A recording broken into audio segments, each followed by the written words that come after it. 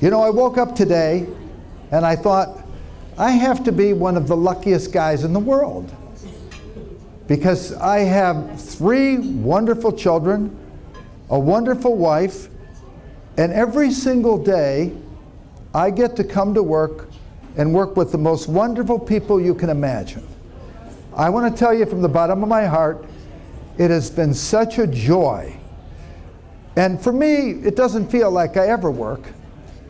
And I know that's considered to be kind of heresy, but the reality of life is that I absolutely, positively love what I do. You know, the people here have been here for a very long time.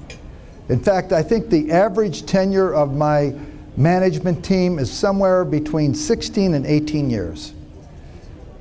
And I'm often asked, how do you go about deciding whom to hire? And as most people know, I really don't look at the resume. I want the people to tell me about themselves. The people asked, are you looking for somebody who's brilliant? Are you looking for people that want to work hard? Are you looking for people that pay attention to detail? What is it that you're really looking for? And while all those things may be important, in reality there is an intangible characteristic that I look for, that I think is key to everything. I think it is the single most important characteristic in the advancement of humankind. What I look for is the person's attitude. Because I'm looking for someone who's optimistic. Because it is that central key that I believe has been the key to the advancement of all humanity.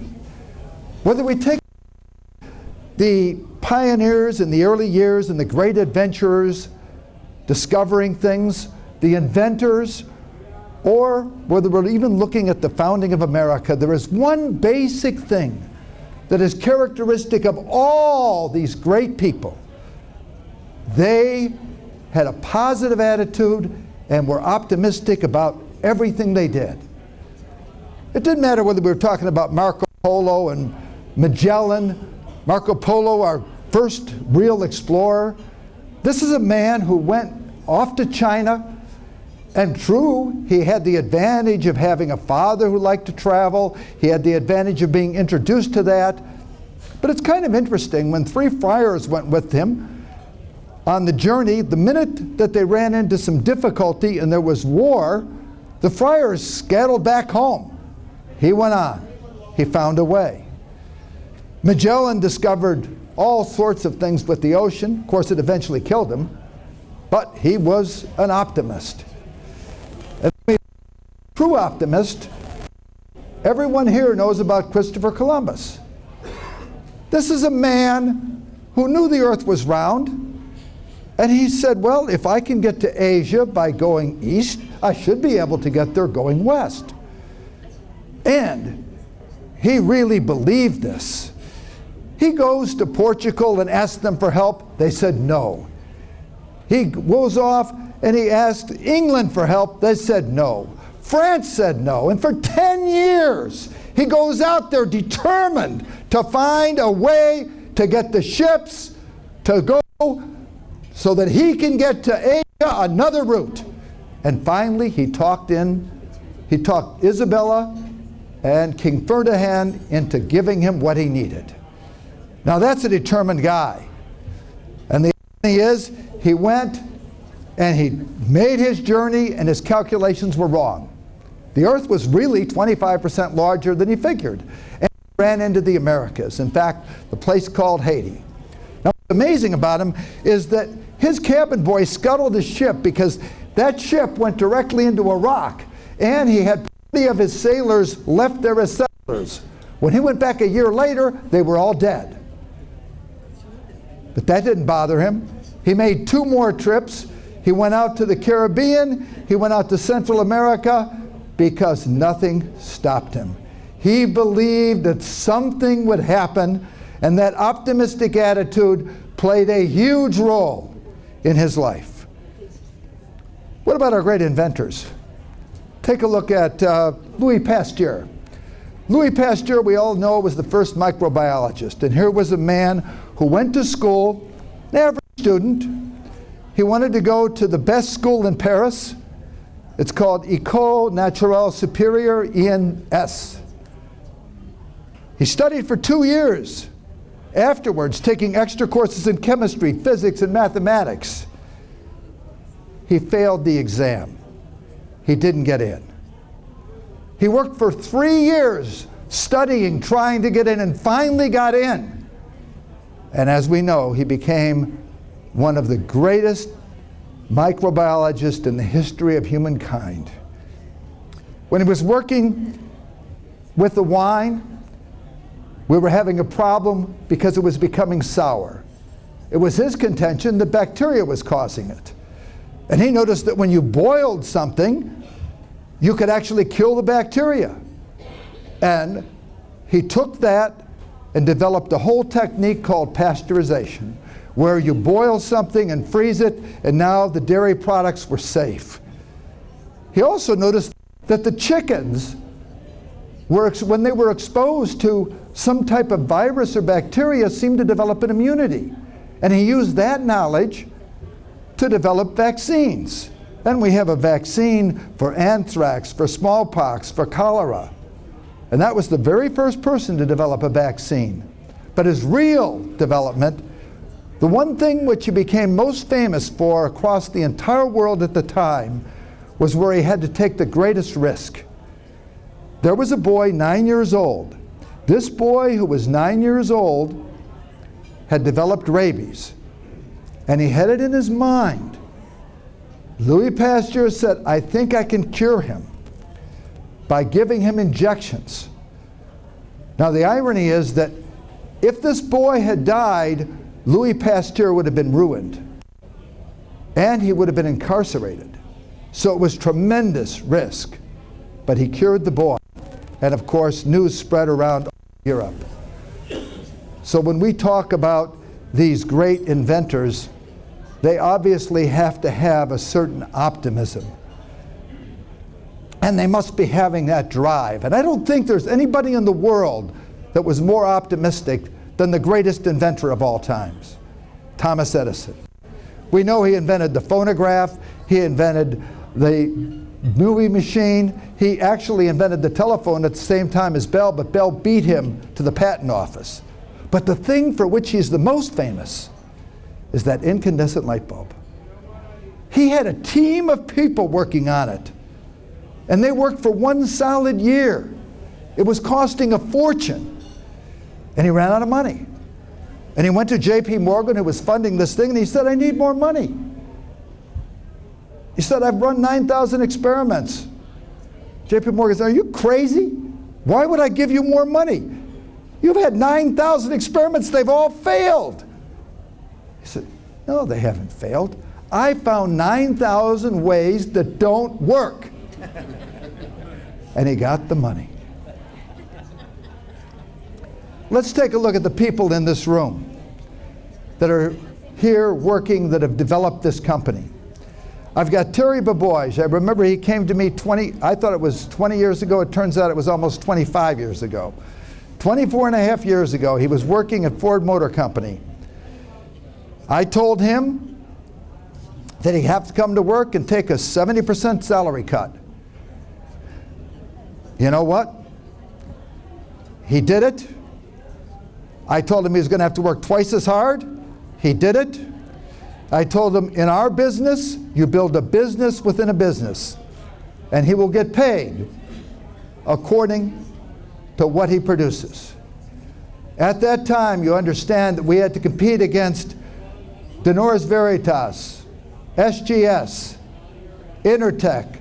These companies have been around for 100 years, and they are mammoth, and we were nothing.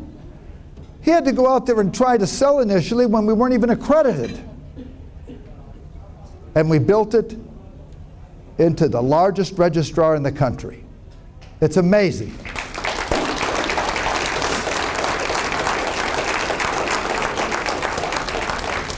We've got Rich Shellhammer. He came here, was it 24 years ago? 24 and a half. 24 and a half years ago. He comes here, he was making over $200,000 a year. I think we had the same situation with Jeff. Jeff came to me making over $200,000 a year. In both cases, I told them they're going to have to work for $35,000 to $40,000. I said, Jay, you got to be kidding. I said, nope, but you're going to get paid what you're worth. I don't care how much money you make. It's unlimited, but you're going to get paid based on your performance. Probably the best decision you ever made. And we've got Jeff, runs the medical company. We do medical transcription and coding. Same issue. The difference is it takes 3 years to sell one of Jeff's deals. You talk about an optimist, that is a true optimist.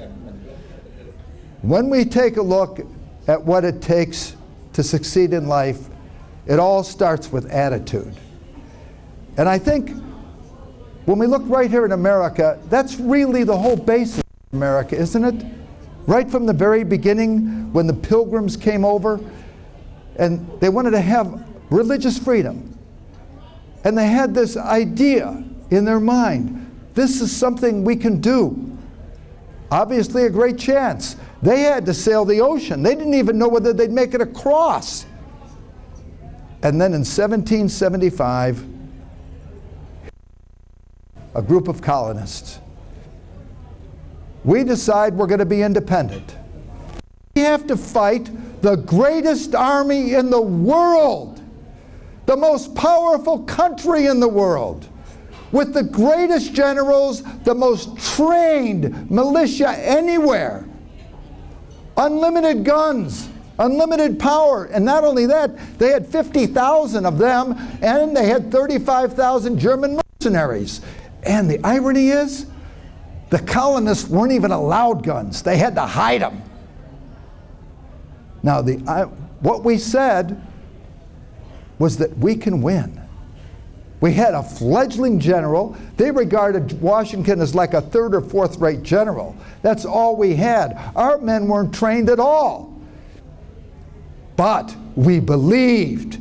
We believed we could win. And that optimism carried through all the way to the basic country that we have, a country that was brand new, by the people, for the people. And it is that on which our economy is based. We are the true capitalistic system. We believe in the strength of the individual, the power of the individual, and we know that the average person that starts a company, they'll probably fail, but it doesn't stop them. We keep going. We keep going. And we became the most powerful nation in the world with a $20.5 trillion economy. And the world has copied us. That is because of one basic feeling inside. A feeling that is so powerful, it magnifies all the talents we have. It is a synergistic explosion inside. And something that all of us have internally. It's something we instill in our kids. And when they say to us, I know I can do it, it is the greatest feeling in the world. You know, it's funny. Wednesday, my son, Perry, comes to me and tells me he can't be in the debate. And I said, why? He said, well, the deadline was Saturday. I didn't have a debate partner then. I only found out I can get a debate partner now, and it's too late. And I said, what do you mean it's too late? Well, it's too late. They closed everything. I said, Per, why don't you go back, you talk to the coach, and talk him into it. Oh, Dad, I'm not going to do that. They're not going to do it anyway. I said, Perry, you go out there, you talk him into it. Perry went out. He goes there. They had their meeting. Goes to the first guy. He says, no, it's too late. He said, but the guy running it's over there. Perry went and talked to them, and he got in the debate. Now the reality is I didn't care whether I was in the debate. I just wanted him to realize that just because somebody says no, it doesn't mean no, unless you're talking to a woman.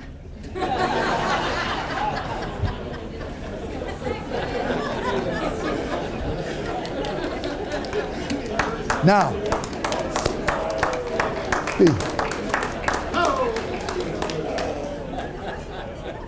When we take a look at all of history and all of our adventures and all that has happened, we have to recognize that feeling deep down inside and how important that feeling is. We have to know that when Charles Lindbergh decided to make that transatlantic flight, he had that fire inside him. When Amelia Earhart did the same thing, she had that fire inside her. And we know that when Neil Armstrong did something that was never done before, he took a step for man, but a giant leap for mankind. And it's that giant leap that is within us, that each and every one of us has. But it takes one basic feeling, a feeling inside that gives us that power of optimism. And by golly, we have it here. I want to tell you that I thank you. It is a joy to be around you, and that energy is contagious. And that is why it is so much fun to come to work. Merry Christmas and Happy New Year.